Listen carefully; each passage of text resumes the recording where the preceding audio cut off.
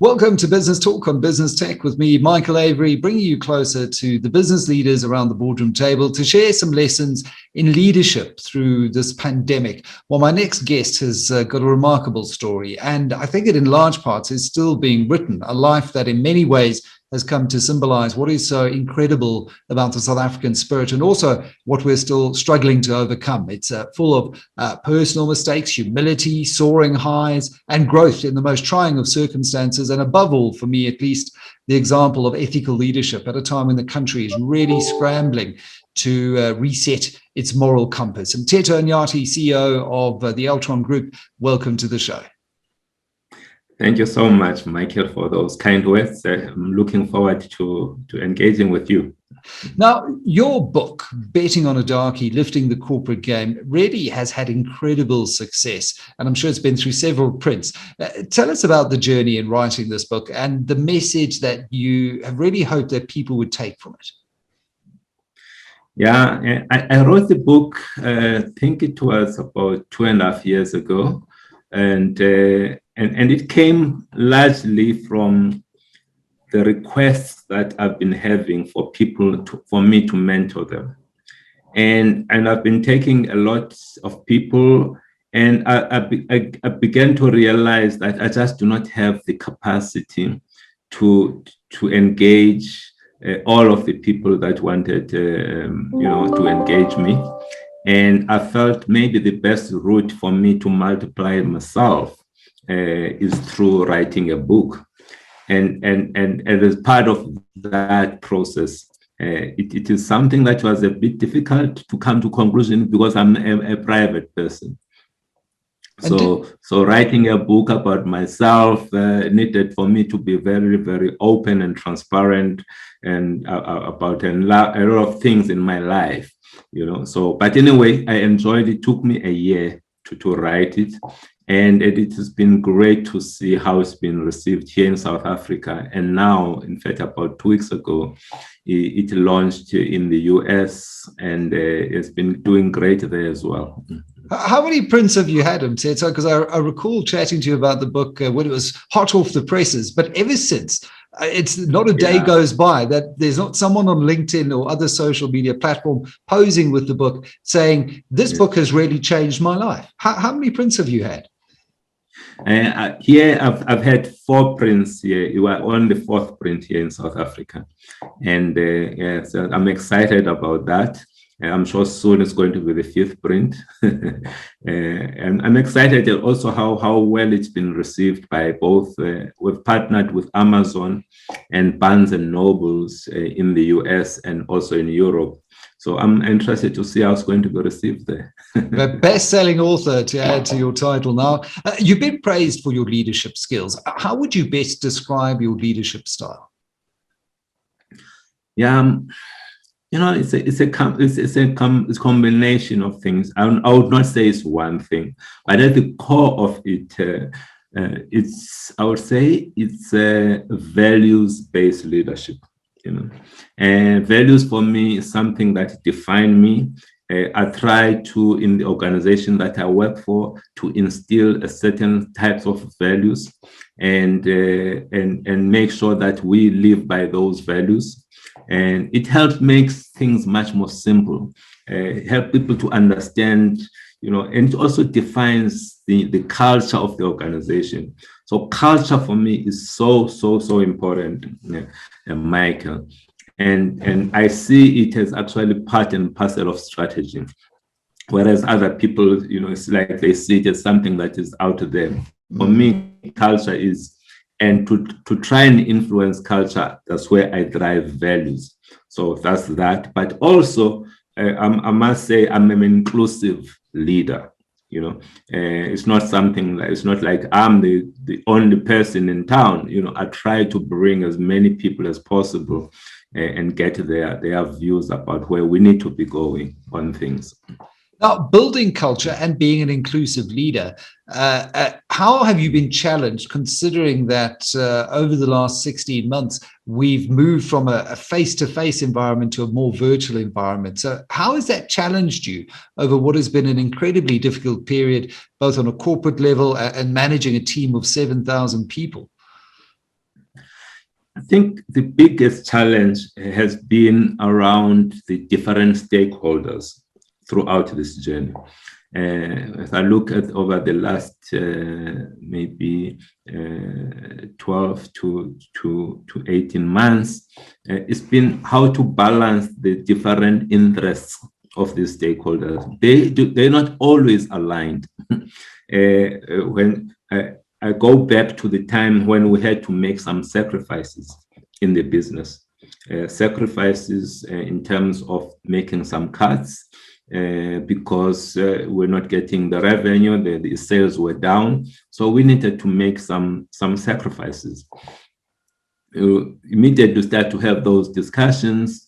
There are some stakeholder groups that do not want to make sacrifices. Yeah. In fact, they would prefer that we focus on other stakeholders. For example, no, let's cut employees. Let's reduce the number of employees. But what about making sure that we also do not pay a dividend? So yeah. Let's have that discussion too. What about making sure that let's not pay the bonuses for us as managers? That's a sacrifice. And navigating through those interests, it has been one of the most difficult things to do. But it was nice to see when I look back now. I realized that within Altron, we were able to, have all of our leaders, forfeiting half of their bonuses, which is not an easy thing. These are people who have earned it, but making a choice not to, and 30% of the dividend was not paid. Those kind of things. Everybody came to the party, and that's how it should be, And what that offers is a much more sustainable, longer-term view. It reminds me of what Neil Pretorius says to me, the CEO of DRD Gold. He says he sees himself as a steward of the various capitals in the business. It's not just financial capital and ensuring that your shareholders get paid, but it's the human capital, it's the environmental capital of being a mining reclamation business effectively, and managing those tensions is extremely challenging. Have you learned anything about yourself that is new through this period, managing these inherent tensions? I think just navigating and being able to understand where people are coming from.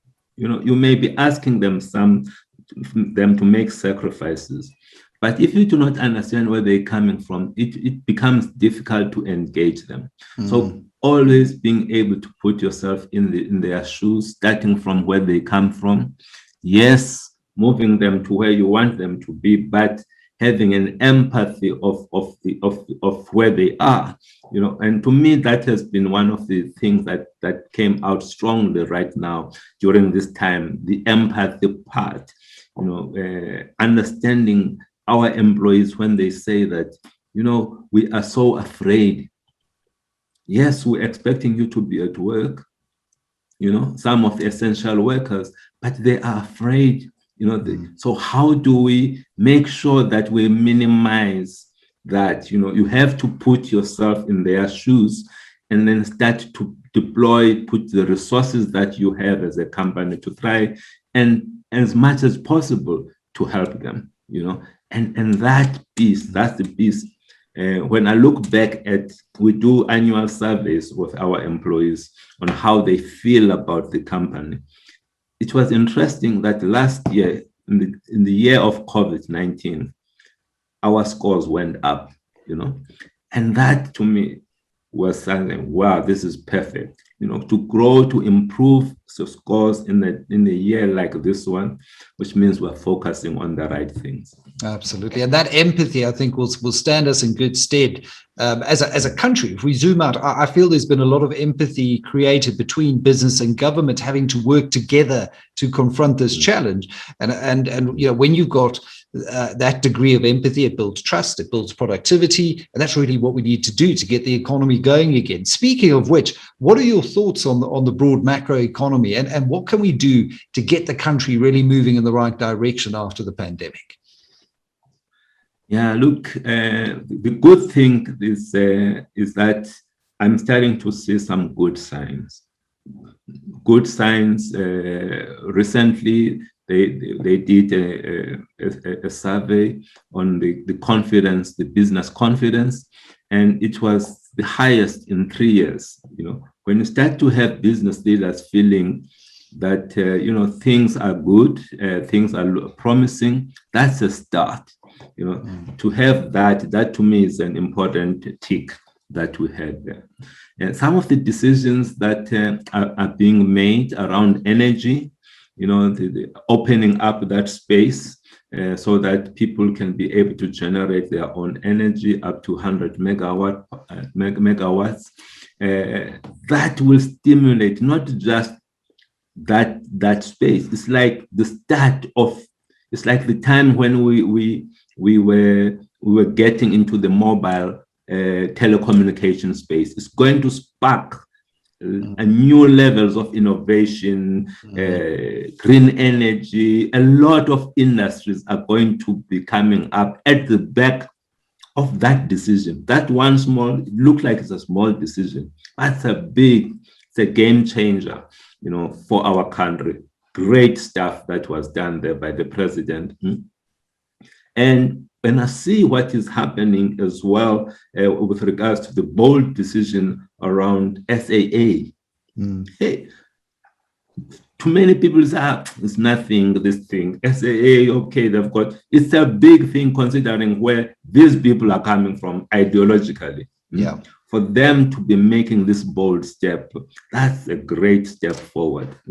So these things, and then the partnership that we see between public sector and private sector through organizations like PPGI, everybody aligning back and focusing at how do we remove the obstacles to growth and how do we partner with government. All of these things are great signs about the future.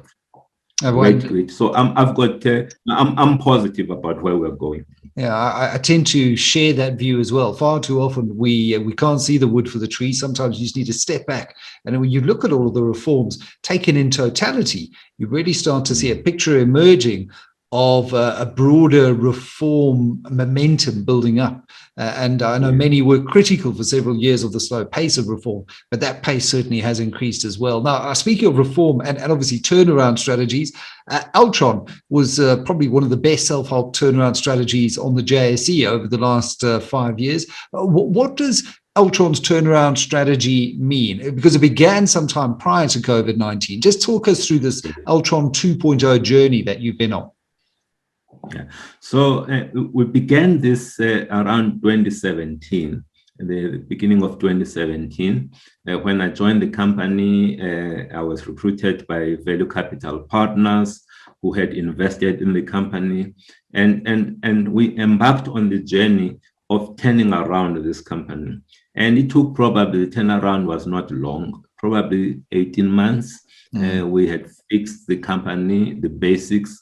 And that whole strategy, we called it One Altron, and wanted to show as one company in front of our customers, hence the One Altron strategy. And as part of that, we wanted to make sure that we double our EBITDA in 5 years. We were able to do that in 3.5 years.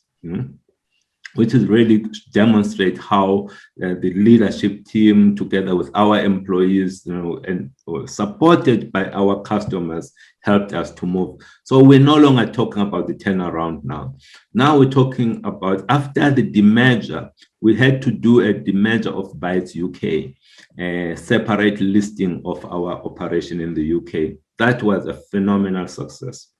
Great success for all of the parties concerned, unlocking value here for our shareholders. And many of them now, the South African shareholders, continue to be the shareholders of Bytes UK. So they've got exposure in through Altron to an asset that is in the UK. Great result there. But what we are left with is what we call Altron 2.0. And that Altron 2.0 is really going to be a company that is targeting what we talk about here now, digital transformation. things like cloud computing, things like security, things like Internet of Things. That's where you'll find us. That's where we're building capabilities in that space. We already have, but we continue to be making acquisitions, strengthening ourselves so that we can support South African businesses as they drive digital transformation across the continent. And it's no surprise, remarkable journey to achieve that EBITDA target 1.5 years ahead of schedule, and then to unlock the value that you did with Bytes, and now to focus on this new digital Altron and the digital landscape that we find ourselves. I mean, just recently, Jeff Bezos stepped down from Amazon, and it's no surprise that his replacement is Andy Jassy, the man who knows Amazon Web Services, and really the cloud is the future. Now, you've identified 4 key high growth areas in the IT sector as part of this Altron 2.0, as you say, targeting tripled operating income in 5 years. And these are automation, DevOps, cloud services, data, and security. Just tell us a little bit more about that. Yeah. I mean, we look at us now, Michael. We are engaging and we're engaging via the virtual platform Zoom. And this Zoom platform is only largely present on the internet. It's a cloud-based company. So it's one of those companies we refer to as born in the cloud. They did not start as bricks and mortar. They started on the internet, and there are many of these companies. And this is a cloud. It's a great infrastructure that has, I call it a leveler. It levels the playing field. In the past, you used to have to be a big enterprise to be able to afford computing power. They used to buy these big mainframes. But right now, as a small guy, as a guy that is sitting in your garage, you don't have to be having all of these resources. You can connect to the cloud and pay per use. And many of them, initially, you go in there, you can have computing free of charge. And that's what I mean by leveling the playing fields. It does not matter whether big or small. You can be able to be global through a cloud. So that is a great trend that has come up, and we are embarking on that. We are supporting our customers as they embrace the cloud, and ourselves, we are moving most of our capabilities into the cloud ourselves. We call it you have to drink your own champagne, and that's what we do. But linked to this whole cloud and everything, there is also a huge amount of data that is generated by all of us all the time. You click there, and they post this, the people post that. All of that is valuable information. If pulled together, can provide great insights about things, about consumers, about markets, about the customers, about their needs or not and wants. So we are focusing as Altron around data as a practice, making sure that we pull together data, analyze data, and help customers to come up with insights that help them to be relevant to their own customers. But in any great environment like this, criminals also look at opportunities to make money. You can move into the virtual world and some things just stay the same, Mteto. Yeah.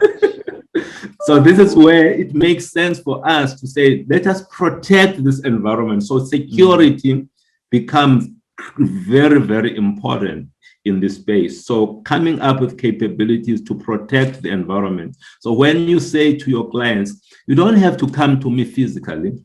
You can connect with me. You can connect to me online via the website or all of these tools.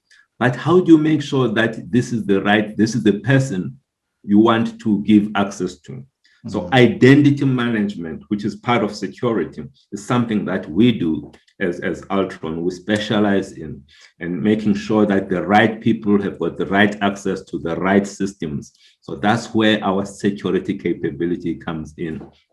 And last but not least, automation. Automation, making sure that we take human beings and allow human beings to do work that talks to their capabilities, and all of this other boring stuff, you allow machines to do that. So that's what we're going to be focusing on, Michael. And that is a powerful combination, tapping into those four converging areas in the digital economy, and to be able to offer solutions across a suite of those four converging areas to clients as a one Altron is a fantastic value proposition as well. Just talk to me about, and you mentioned how much we're online and leaving our little crumbs of data around the place. You're someone who's online quite frequently. You use social media often to impart inspirational quotes. Do you have a particular phrase or a particular individual that inspires you on this front? Look, I look to some of the people that inspire me, and I look, for example, the CEO Satya Nadella, the CEO of Microsoft. You know, the way he uses social media, you know, to inform people, to empower people, not just in his own company, you know, and just being accessible to the general public through that, you know, and also because I also think that he believes so much in terms of the culture, you know, culture as a tool, as an important lever to drive strategy. When I look at some of the work that he does, and so those are the people that I look up to, and I try and get as much from them as possible. But some of the if I were to be saying what is the phrase or the term that drives me, I would say something along the lines of we must always to strive to go beyond our reach, you know, reaching beyond your reach. It's about stretch, challenge, being stretched, you know. Many of us are so comfortable in our comfort zones, you know? And I try to do things that gets me out of the spaces. It's so difficult. You need courage. You need to be able to take those risks, but it's through taking that risk that one is able to grow, you know. So I always am trying to reach beyond my reach. Absolutely. And it's in those comfort zones that you really find complacency is breeded. And if you're complacent, there's always someone else out there who's trying to do something better, take your position, improve a service or a product that you're doing. So you continually have to be stretching yourself. And it's so interesting hearing you talk about culture being critical to strategy execution, because I think too many leaders perhaps separate the two and then dream up the strategy at a board level, try and implement it down into the organization, and find that it fails because the culture isn't right. It wasn't primed for it, Mteto. What leadership advice do you have for people who are trying to work their way through a very tough period? We're still in the pandemic, and it looks like we will be for several quarters still here in South Africa, in particular because of the slow vaccine rollout. What advice do you have for them right now? I would say that things may sometimes look like they're tough, and they are tough. It does not look like they are tough. They are tough. But you also need to put things into perspective. You know, if you look at things in relative terms, you know, you start to realize how many of us are blessed, you know. Yes, we're in a tough situation, very difficult, but look around you. You start to see many people, many companies are going through difficult times. Many of them are no longer, don't exist. You know, they've gone. You know, and you look at your situation and realize that you have reduced your staff complement by 60%. But the important thing is that you're still there. You're still standing. You know, focus on that. You know, focus on the fact that you are still there. Focus on the customers that are continuing to support you during this time. Focus on those remaining 40% of employees, because without those customers and those employees, we honestly do not have a business. So it's a combination of making sure that we go back to the basics. Basics being, let us make sure that we delight our customers and create the great place for employees to help us to deliver that value to our customers. But never giving up, even if it is a small step forward.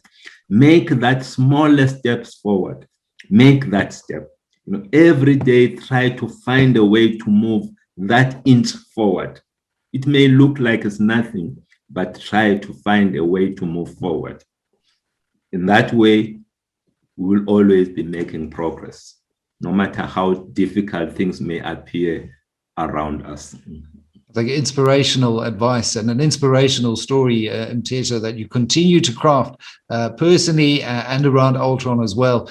Your leadership, yes, you're a very humble and unassuming and fairly quiet leader, but it's often those still waters that run the deepest. And when you talk, I know people do stand up and listen. So thank you very much.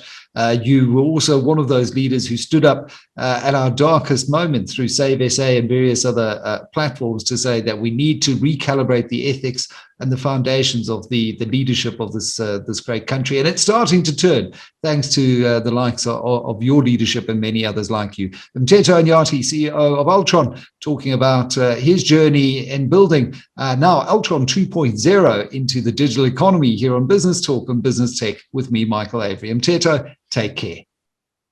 Thank you, Michael.